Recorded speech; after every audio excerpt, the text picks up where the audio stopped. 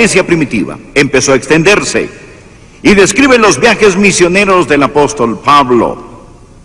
Y en Hechos capítulo 27 narra del apóstol Pablo a bordo de un barco. Y ese barco navega directamente a la boca de una tormenta feroz. Este menciona cómo Pablo pasó por esa tempestad, cómo Pablo enfrentó la tormenta. De eso es lo que deseo hablarle hoy, de enfrentar la tormenta.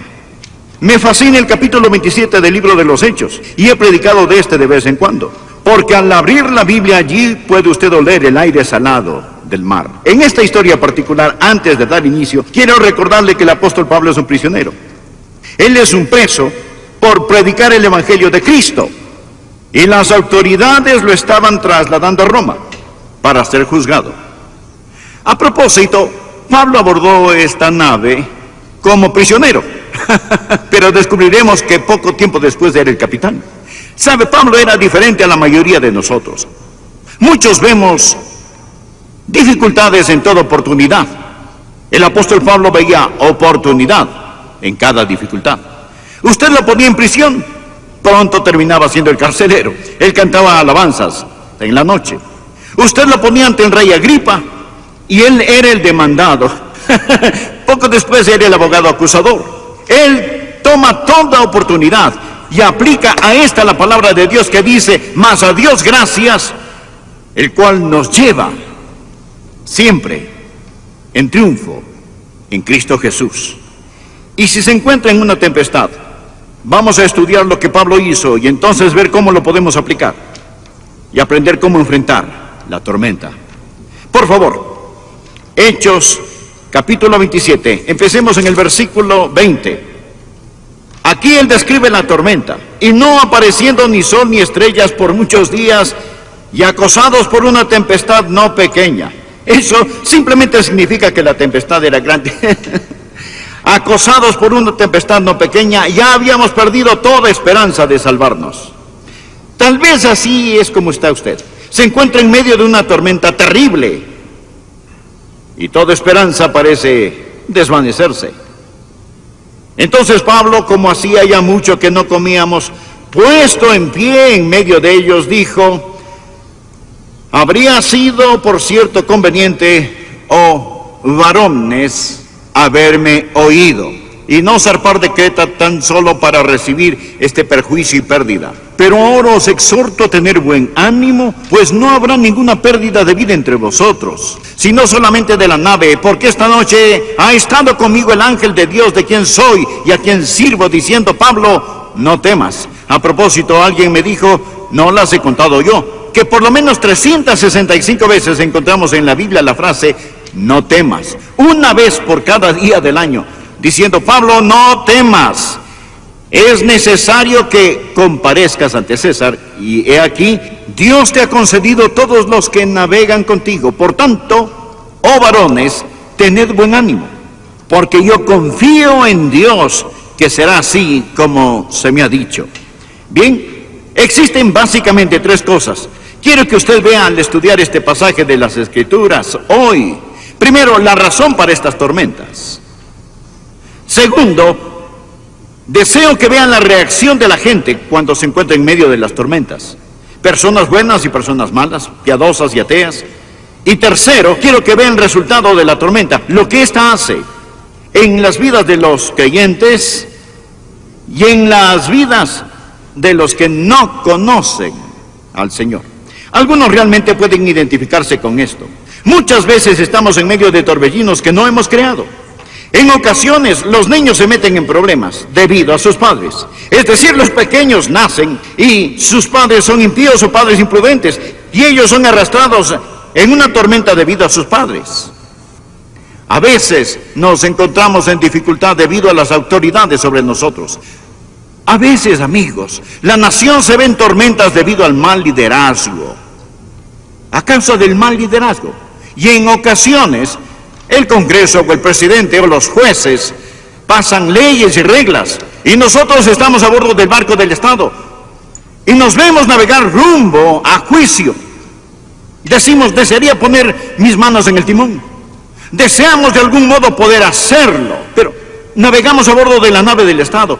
Somos prisioneros en como lo era el apóstol Pablo, quien realmente no quería zarpar. Por favor, miremos los versículos 9 y 10. Y habiendo pasado mucho tiempo y siendo ya peligrosa la navegación.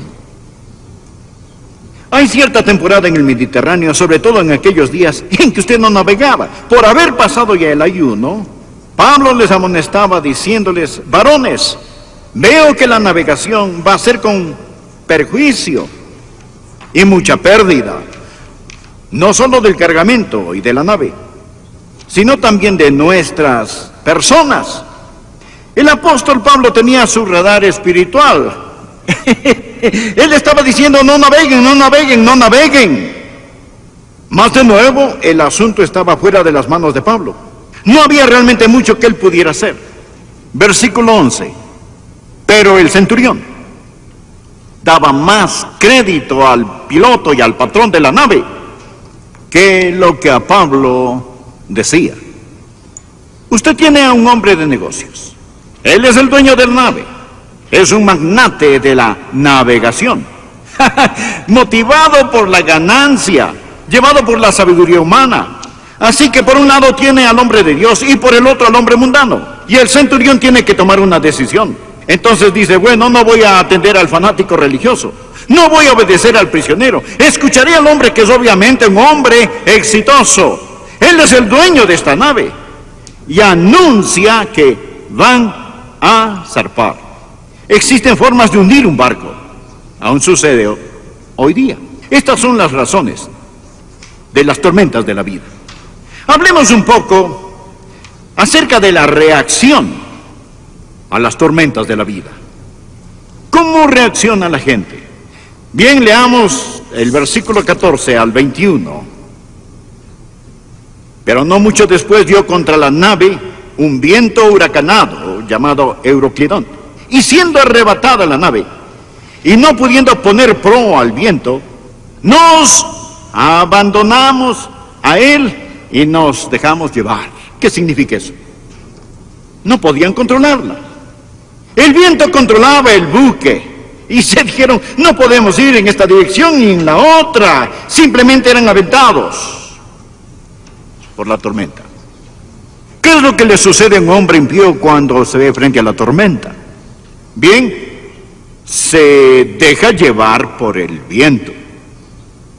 Lo que quiero decir es que hay sueños frustrados. El capitán del barco, el dueño y el centurión no eran tan fuertes como pensaban. La Biblia dice que no pudiendo poner proa al viento, lo he visto pasar muchas veces. Esas personas, esos magnates sabelotodos dicen: dejen que venga la tormenta. Y luego se encuentran siendo arrebatados por vientos que no pueden controlar, a merced de fuerzas que no pueden entender o vagamente comprenden. Van a bordo de un buque inestable. Y entonces ellos pierden la esperanza. Por favor, leamos el versículo 29 de este mismo capítulo. Y temiendo dar en escollos, echaron 4 anclas por la popa y ansiaban que se hiciese de día. Oh, si tan solo hubiese luz, si supiéramos qué hacer. Ellos rechazaron la luz de Dios y ahora se encuentran en la oscuridad. Verá, escuche, los marineros de aquella época no tenían la instrumentación moderna actual. Ellos navegaban por medio de las estrellas, del sol, la luna, la tierra, la costa. Pero la Biblia nos dice en el versículo 20 que todas estas cosas habían desaparecido. Desaparecido. Todo lo que pensaban que era tan importante, sus gráficas mercantiles, sus estudios comerciales, sus censos, todas estas cosas se esfumaron.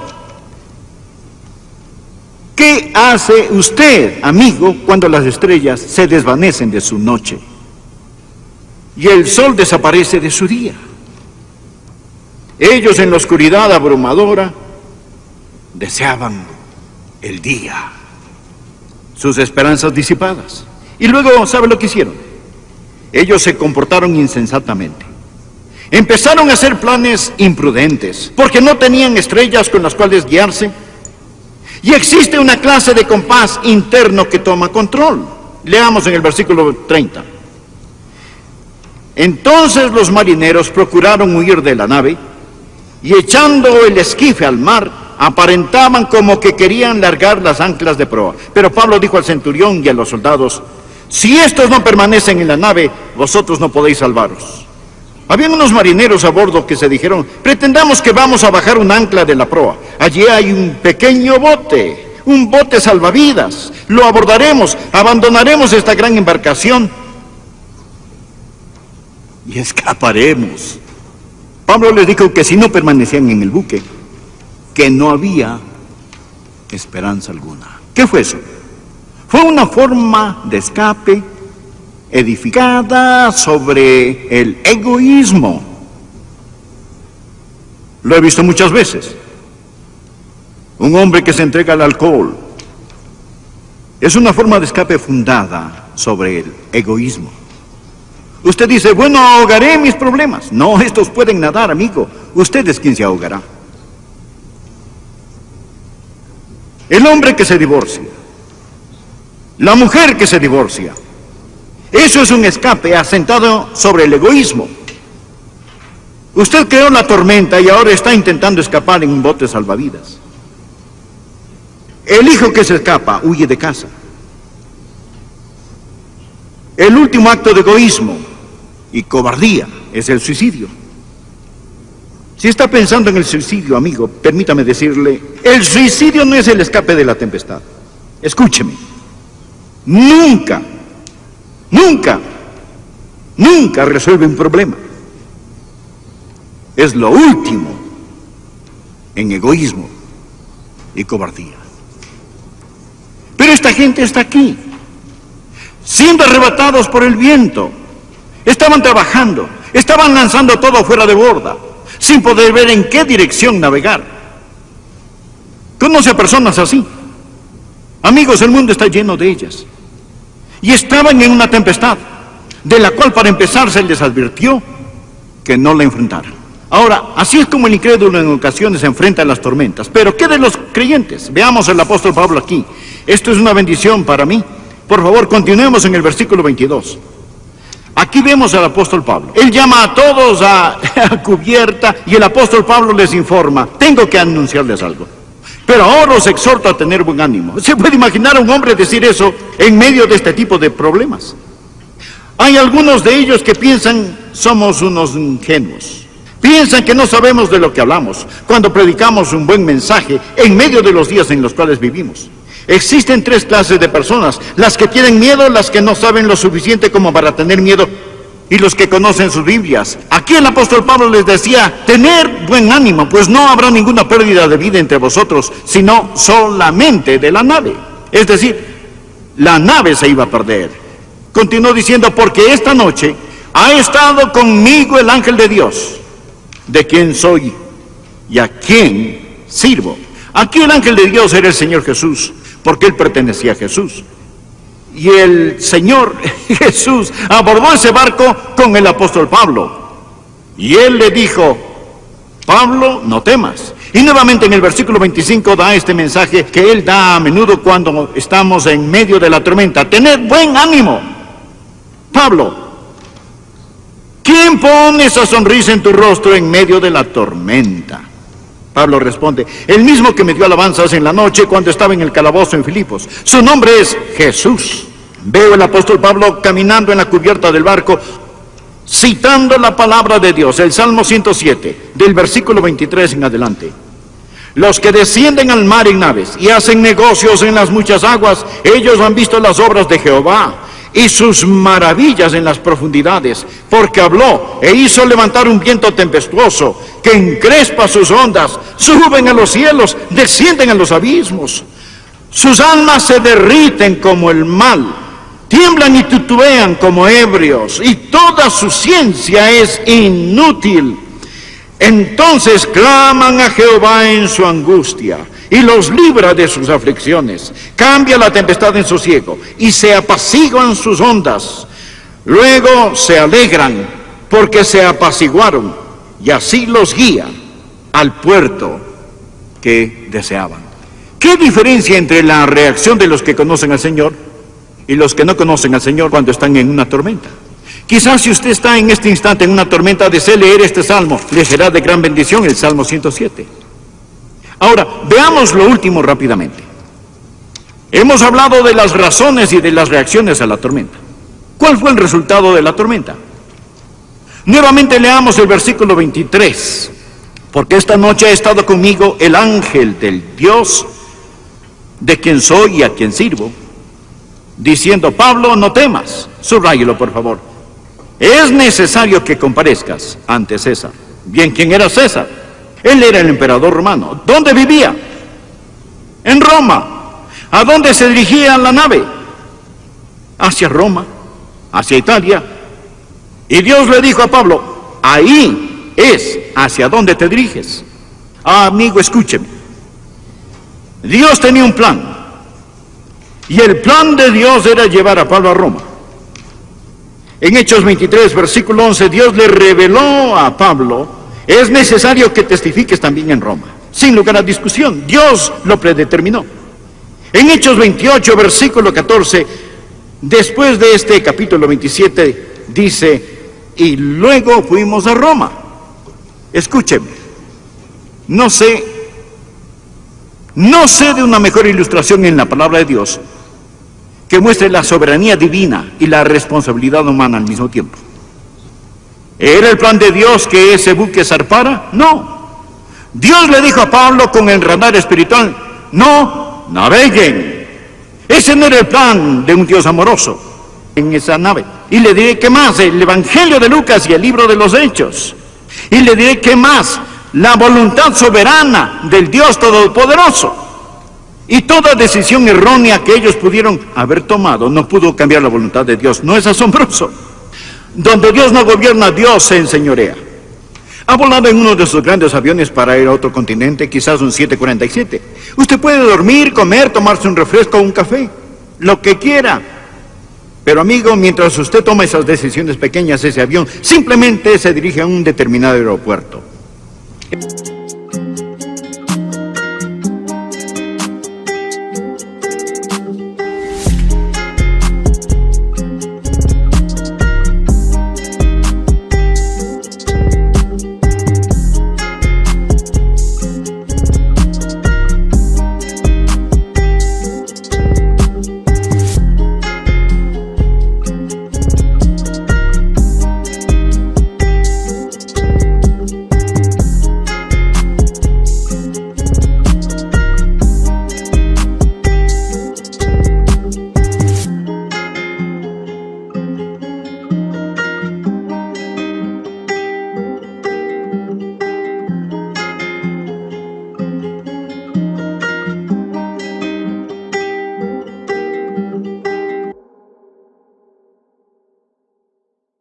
Es decir, hay un piloto que vuela ese avión. Existe un plan predeterminado que está trasladando ese avión, en el cual va a bordo hacia ese aeropuerto. Y usted dirá: bueno, estoy tomando decisiones, pero al mismo tiempo hay otro poder que lo lleva. Escuche. Nosotros servimos a un Dios poderoso. Cantamos: servimos a un Dios poderoso. Los creyentes pueden fallar, andar a duras penas, pecar, pero si le pertenecen a Jesucristo, existe un poder soberano que dice: mi hijo un día será como mi hijo el Señor Jesús. Y todo el infierno no puede impedirlo. Estamos predestinados a llegar a ser a la imagen del Hijo de Dios. La iglesia antigua, la iglesia maravillosa, la iglesia fundada por el Señor Jesucristo, a veces toma tantas decisiones equivocadas, fallamos tanto, hacemos cosas que no deberíamos hacer como iglesia. Hablo de la iglesia en general. Mas ¿sabe lo que Jesús dijo? Jesús aseguró: sobre esta roca edificaré mi iglesia y las puertas del Hades no prevalecerán contra ella. Dios está edificando para sí mismo una esposa y todo el infierno no puede detenerlo. ni todos los gobernantes de este mundo, ni todas esas personas que están en contra de nuestro Señor Jesucristo. Lee el Salmo 2. Todos establecen sus reglas, sus leyes contra nuestro Señor. No lo quieren, no quieren sus mandamientos, no quieren su palabra ni su moralidad. Y ellos dicen, rompamos sus ataduras y desechémoslas. Con todo, Dios aún afirma en el Salmo 2, pero yo he puesto mi rey sobre Sión, mi santo monte. Jesús reinará donde el sol concluya sus jornadas sucesivas. Su reino se extiende de costa a costa, hasta que el brillar de la luna se extinga y no mengue más. Amigos, escúchenme. Estamos en el lado ganador. Él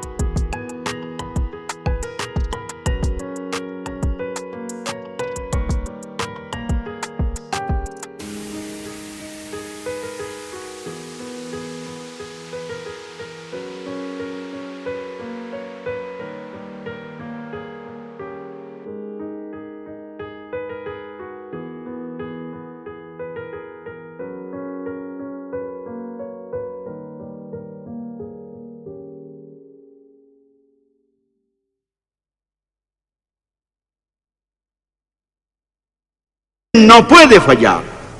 Él debe prevalecer. Hubo una tempestad, pero Pablo dijo, y luego fuimos a Roma.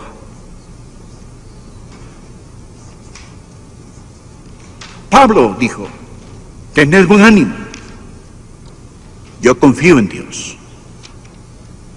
Versículo 11 dice que el centurión confió en el dueño de la nave. ¿En qué se resume toda su vida? Simplemente en quién confía usted. ¿En quién confía usted? Pablo dijo, yo confío en Dios. No comete el error de confiar en la persona que